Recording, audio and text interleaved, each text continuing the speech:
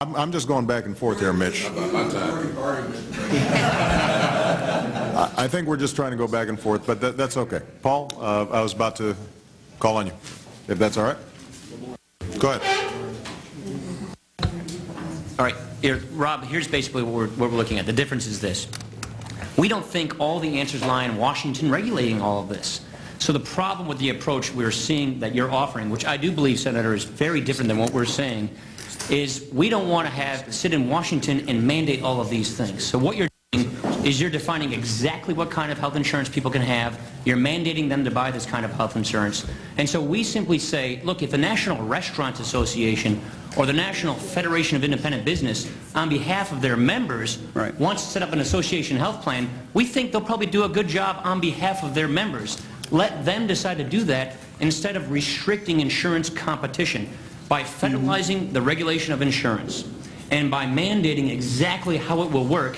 You make it more expensive and you reduce the competition among insurers for people's business. We want to decentralize the system, give more power to small businesses, more power to individuals, and make insurers compete more.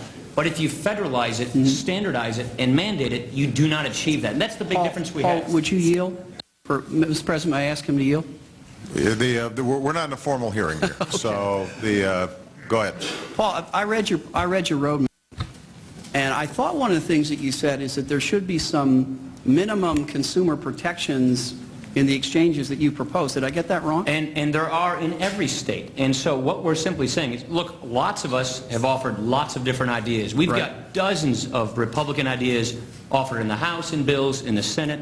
And many of us look at the point of the fact that the states, you know, do we distrust our governors? Do we distrust our state legislatures? Do we distrust all the state insurance? Yeah, okay, some of you may do that.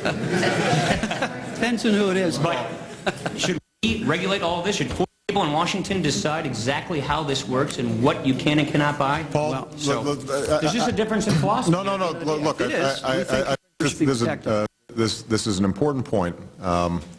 We've got a couple other people who want to speak. We've gone about 45 minutes on this section. We're running over because we went long on the opening statements.